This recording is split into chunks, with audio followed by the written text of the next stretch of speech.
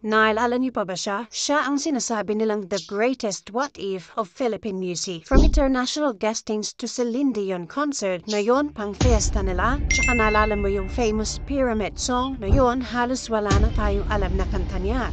Alamin natin, Charis Pimpenko versus Jake Cyrus. When it comes to earnings, talent fee, and net worth, maya't maya, lumalabas sa ating timeline si Jake Cyrus. Pero marami sa comment section na nagsasabing namimiss na daw nila si Charis Pimpenko. Tunay ngang mala MMK ang mga happening sa buhay ni Jake, from facing major controversies about gender identity, tapos yung issue niya pa about her mom, and of course, the society being transphobic in general. Tingnan natin kung gaano ito nakapekto sa kanyang karera bilang artist, mostly specifically sa kanyang mga earnings. Balik tayo sa taong 2009 to 2011. Ito yung mga taon saan masasabi mo talagang peak ni Charis Pimpenko. Kung dati, kaya niya kumita ng 300,000 pesos per song sa mga corporate events. Ngayon, as Jake Cyrus, it's down to just 80,000 pesos na lang. And take note ha, tatlong kanta na yan. Malaki yan na wala considering sa halos buong mundo ang target audience niya noon. Imagine, appearing sa mga international shows like Oprah, Ellen DeGeneres, and even yung mga variety shows sa South Korea. She was one of the top earners in the music industry dito sa Pilipinas, raking in tens of millions before.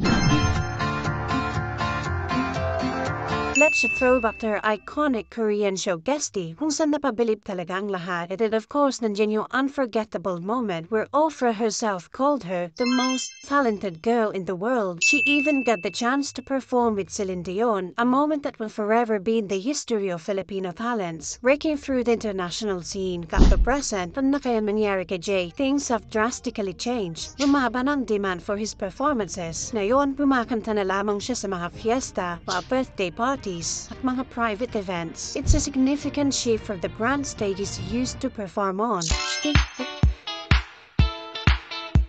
Pagdating naman sa kanyang mga kanta at mga albums, sino ba naman makakalimot sa kanyang single na Pyramid? Imagine featured artist pa niya dito ang famous international singer na si IS. That song topped the charts at nagkaroon pa ng international recognitions. Ang album niya noon ay nakabenta ng hundreds of thousands of copies. Actually siya pa ang kauna-unang Filipino artist na nakapasok sa US Billboard 200. Pero ngayon, unfortunately, yung mga bagong release na kanta at albums ni Jake Cyrus ay hindi na umabot sa parehong level of success. Yung mga latest songs niya, medyo palyado na din when it comes to sales. That even dito sa Pinas, hirap na rin ma-recognize yung mga kanta niya. Ang sabi ng ilan, isa sa mga factor ay yung pagbabago ng boses niya sa trans man, yung shift in genre, at pati na din yung mga personal struggles niya ay talagang nakapekto sa kanyang music career, leading to a decline sa album sales at overall popularity.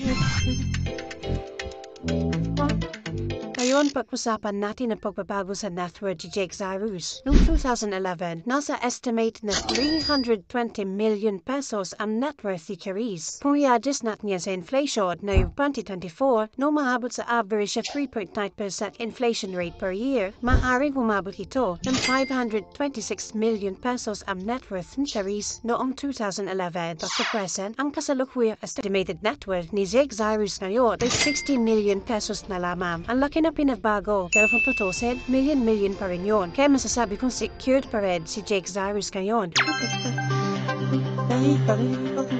Bakit nga ba natin ginagawa ang comparison na ito? Well, ginagawa natin ito hindi para i-invalidate yung pagka-come up ni Jake Cyrus bilang trans man. Jake Cyrus bravely came out as a trans man in our country that remains largely conservative. Sadly, hindi naging fully accepting ang mga tao with some sectors of society, especially in the Philippines. Being part of LGBTQIA community is something to be proud of. At kahit marami man tayo opinion tungkol dito, lagi natin tatanda na tao pa rin sila. Itong tamin, nasasaktan at may mga gustong ipaglaban. Gusto lamang nila ng patas na pagtingin mula sa lipunan. At kahit bumaba man ang kinikita ngayon ni Jake Cyrus, meron siyang nakuha na hindi mabibili ng kahit na anong pera. Ito ay ang pagiging totoo sa sarili at pagyakap sa kanyang identity. Anyway, kung ikaw yung nasa lugar ni Jake Cyrus, anong pipiliin mo? Career o totoong pagkatao mo? Tara, pag-usapan natin yan sa comment section.